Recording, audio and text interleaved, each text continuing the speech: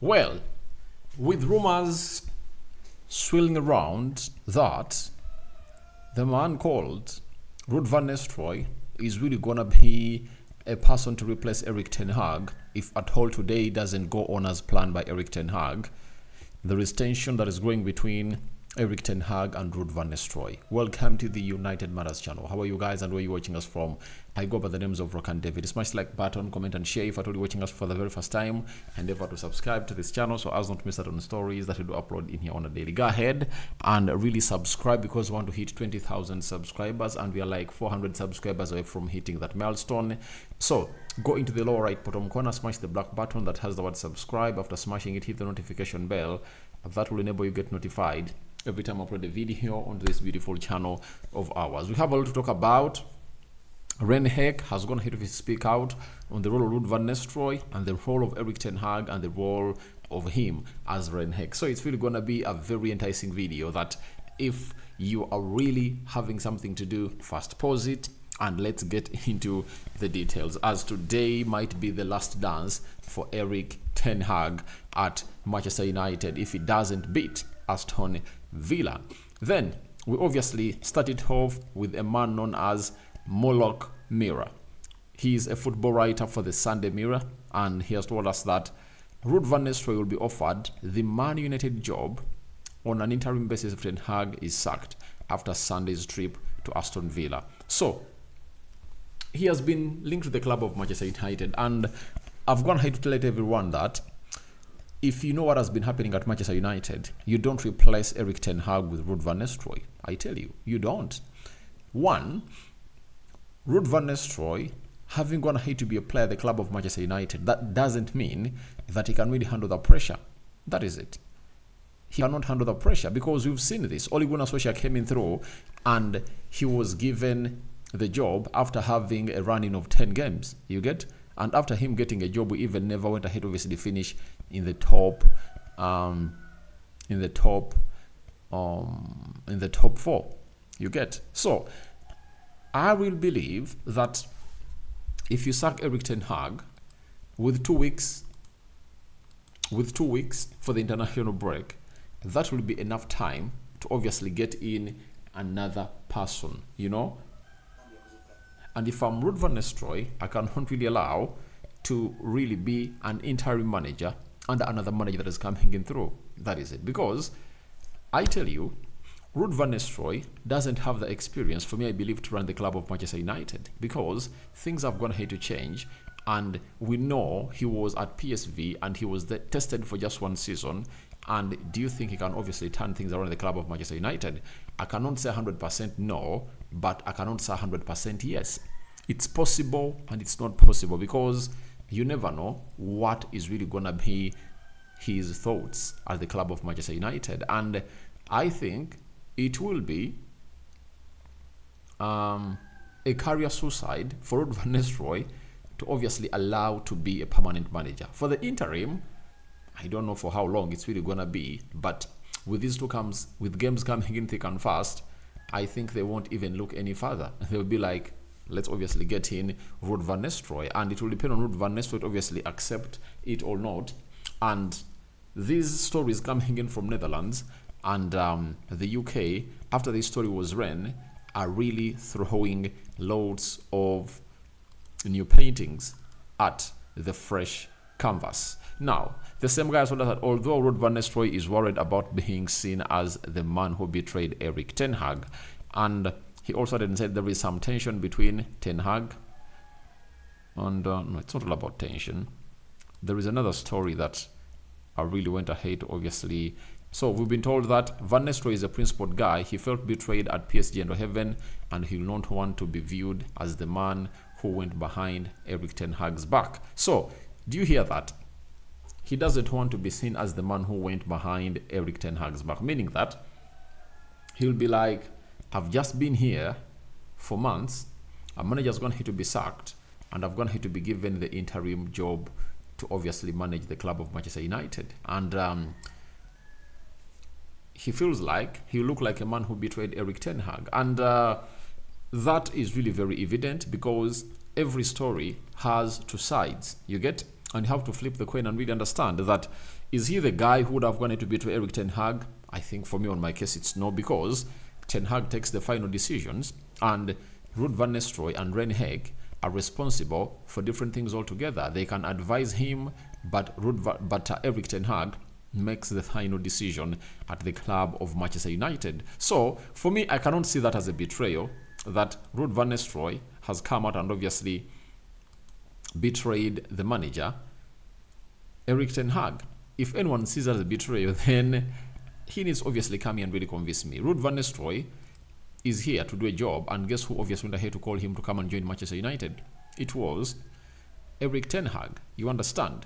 Then, with all that, with all those links of Ruud van Nistelrooy to the club of Manchester United, we now have a story from the same guy, Moloch Mirror, that there is some tension between Ten Hag and Van Nistelrooy, as speculation has grown that he was recruited by Ineos in the summer to replace Michel van der Gaal because he would be a safe pair of hands should a change of manager be required. Yeah, I really understand what you people are really saying, and I said this when Ruud van Nistelrooy was linked to Manchester United.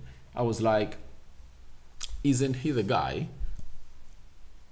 after the guy? You get? Because Ineos were not interested in keeping Erik Ten Hag, but they failed to obviously get in another manager to obviously suit their requests and plans. So, but if you tell me that Erik Ten Hag, if you tell me that Ineos brought in Van Nistelrooy and forced him on Erik Ten Hag, I don't agree. Do you know why? Manchester United had really failed to get a person to come in through and work under their conditions, and Erik Ten Hag had gone ahead obviously be given a very huge win, you know, and he was really in a very standing ground to obviously come up and obviously see himself do the needful. And he was in a position to tell Ineos that I don't want that, this is what I want. And he never wanted René Hake and Ruud van Nistelrooy. He would have told them, I have another person who can do a better job. And they came in under the acceptance of Erik Ten Hag, because you can't tell me that you can really bring in a person to act as an assistant manager when he's not wanted by that manager. That doesn't make sense. It doesn't make sense.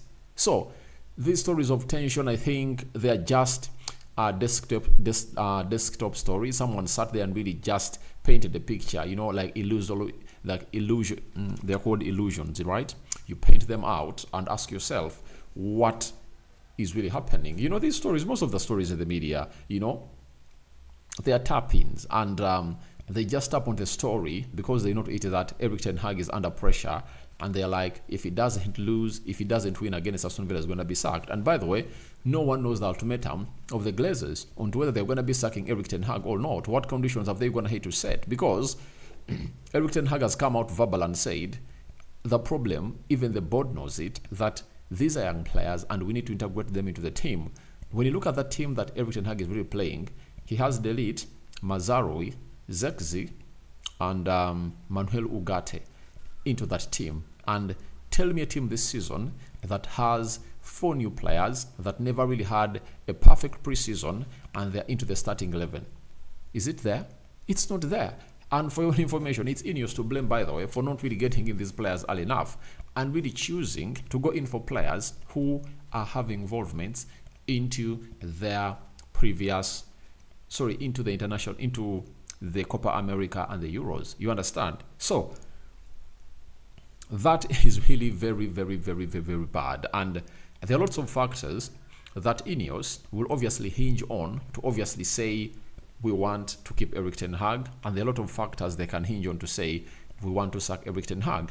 And there is another factor of Bruno Fernandes and Marcus Rashford as to why Erik Ten Hag keeps playing them on the field of play every minute.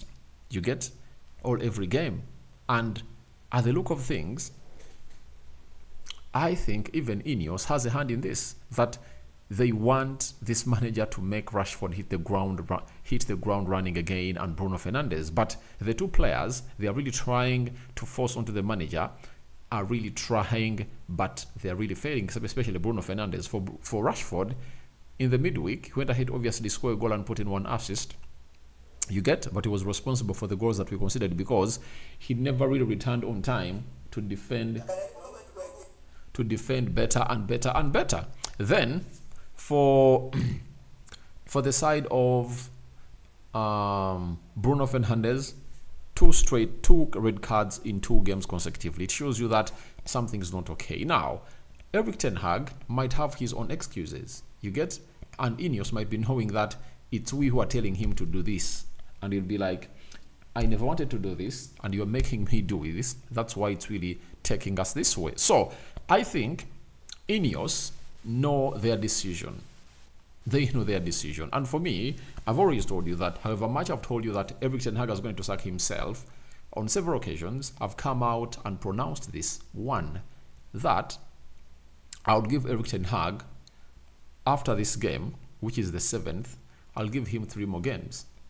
Brentford, I think West Ham, is it, and Chelsea, you know, in the Premier League, and then the 2 games in the UEFA Europa League and 1 game into the Carabao Cup. I think those are enough. Give him 6 games, and if at all we clock 10 Premier League games, and Erik ten Hag hasn't gone ahead, obviously, fit the likes of Manuel Ugarte, Zexi, Delete, and Mazurui into his team, then we'll be like, looks like we've gone ahead to fail. And today is a do or die match. I think it's only a die because it's only a game where Erik ten Hag has to come up and obviously put in the best. And for the players, they have to come up and obviously show the manager that they need him, and they're really willing to obviously die for him a little bit, or die for him. I saw it in the game of FC Porto. Second half against Spurs, these players came up and obviously put in a very huge turnaround. You understand? But I'd like to let you know that today is a day to send a message from these players that we love Erik ten Hag and we believe in everything that he's doing for us. I'm just waiting for that to see. The body language will speak better. You get?